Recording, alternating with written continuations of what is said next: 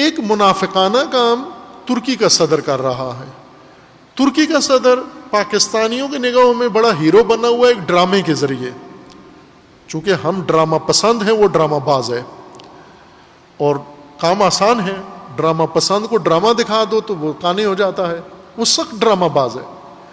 آپ توجہ کریں کہ سب سے پہلا ملک اسرائیل کو قبول کرنے والا ترکی ہے. جب اسرائیل بنا 1948 میں, 1949 میں ترکی نے اسے قبول کر لیا. تب سے اسرائیل کا سفارت خانہ ترکی کے اندر بنا ہوا ہے, ترکی کا سفارت خانہ اسرائیل میں بنا ہوا ہے. ان کے درمیان تجارت ہے, بہت ہائی سطح کی تجارت ابھی بھی ہے. اور یہی سلطان اردوان یہ خود تل ابیب کا دورہ کر کے آیا ہے, اور شیمن پریز نے ترکی کا دورہ کیا ہے اور پارلیمنٹ کو خطاب کیا ہے, اور دونوں گڈ فرینڈز کی بھوک میں ہیں. جس طرح پسندیدہ ملک ہوتے ہیں ایک دوسرے کے, یہ اس میں ہیں. اعلیٰ سطح کی تجارت بھی ہو رہی ہے, سیاسی معاہدے بھی ہیں, تسلیحاتی معاہدے بھی ہیں, اسلحے کے ان کے معاہدے ہیں, اور ایک دوسرے کو تمام فورم میں سہولت بھی دیتے ہیں. اور پاکستانیوں کے لیے یہ ہیرو بھی بنا ہوا ہے کہ اسرائیل کا مجاہد ہے, یہ بڑا دشمن ہے. اور اس نے تعلقات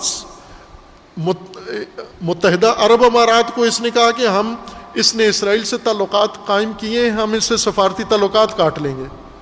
تم اسرائیل سے کیوں نہیں کاٹتے تعلقات اپنے؟ اتنی عرصہ سے تم نے تعلقات قائم کیے ہوئے, ڈرامہ بھی ساتھ رکھا, بنایا ہوا ہے تم نے.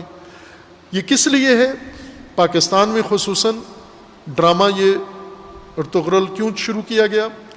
پاکستانیوں کو یہی لائن پٹی دینے کے لیے کہ کامیاب سیاست یہ منافقانہ سیاست ہے, کہ جب ترکی قبول کر رہا ہے, ترکی کا سفارت خانہ ہے, تو پھر ہمیں کیا پریشانی ہے.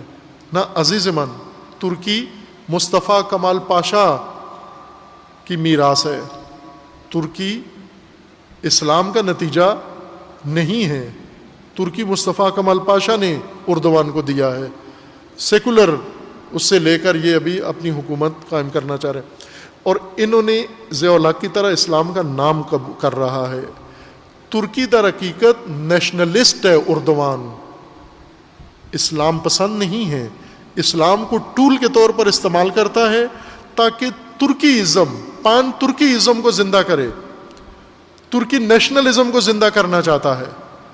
ترکی قوم کو دیگر اقوام کے مقابلے میں بڑھکانا چاہتا ہے. اس لیے اس نے یہ اسلام کا نعرہ لگا کے آیا صوفیہ اور فلاں فلاں یہ سارا کچھ کر رہا ہے.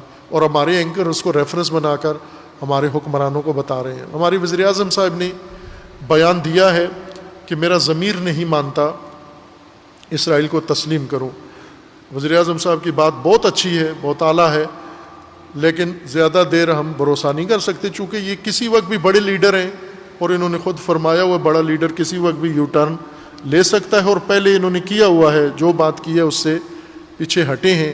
پہلے انہوں نے کوالالمپور جانا تھا تو سعودی عرب کے کہنے پہ نہیں گئے, پھر سعودی عرب جا کے ایک بعد پھر کوالالمپور بھی چلے گئے.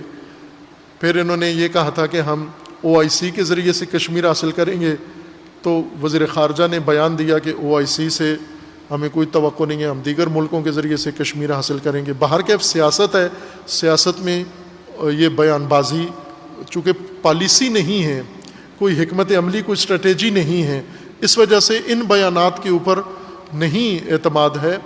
لیکن پاکستانی قوم میں سے میں نہیں سمجھتا ان اینکرز کے جو فضلہ خور ہیں میڈیا, ان کے علاوہ کسی باضمیر پاکستانی شیعہ یا سنی کے دل میں اسرائیل کے لیے ذرا برابر گنجائش موجود ہو. اور یہ وزیر اعظم کا بیان درست ہے.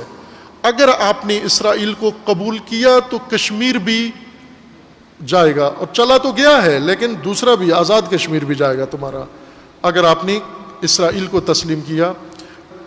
اگر تمام دنیا بھی تسلیم کر لے, اول تو انشاءاللہ نہیں کریں گے, حزب اللہ ایران کے اندر موجود لبنان میں ہے, نہیں کریں گے, ایران میں نظام ولایت قائم ہے, نہیں کریں گے انشاءاللہ.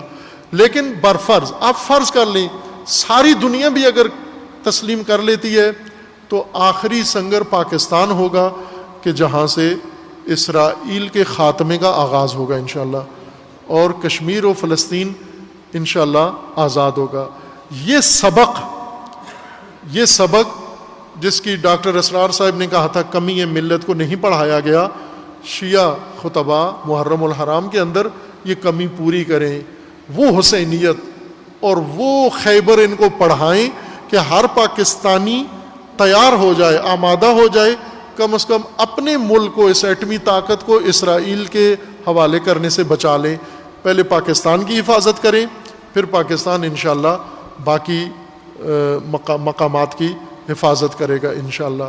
اس لیے اس دور کی سب سے اہم ضرورت اس وقت عوام کی طرف سے بھی اور میڈیا کی طرف سے بھی اور مجالس کے اندر بھی اسرائیل کے سامنے مقاومت اور مزاحمت ہے۔ ہمیں پاکستان کے سیاستدانوں نے اور مذہبی لیڈرشپ نے مزاحمتی سے نیچے گرا کر مذمتی بنا دیا ہے۔ مذمتی بیان دے کر پھر چپ ہو جاتے ہیں، کوئی کسی سے تعلقات ختم نہیں کرتا، کوئی سفارتی اونچ نیچ نہیں ہوتی۔ ابھی عرب امارات نے اسرائیل کے ساتھ گٹھ جوڑ کر لیا، کشمیر کے ساتھ خیانت کر لی، لیکن کسی سطح پر پاکستان کے ساتھ کوئی کمی آئے گی نہیں آتی۔ تمام ملکوں کے تعلقات اور اپنے مفادات کی بنیاد پر یہ اپنی سیاست کرتے ہیں، لیکن عوام مسلمان و مومن اور حسینی اور عزادار انہیں مفاد کا راستہ نہیں، حسین ابن علی کا راستہ چاہیے۔ حسین ابن علی کا راستہ قربانی کا راستہ ہے۔ جب جانیں قربان ہو سکتی ہیں تو مفادات بھی قربان ہو سکتے ہیں، اور یہ سبق ہے جو امام خمینی نے اس عصر میں پڑھا۔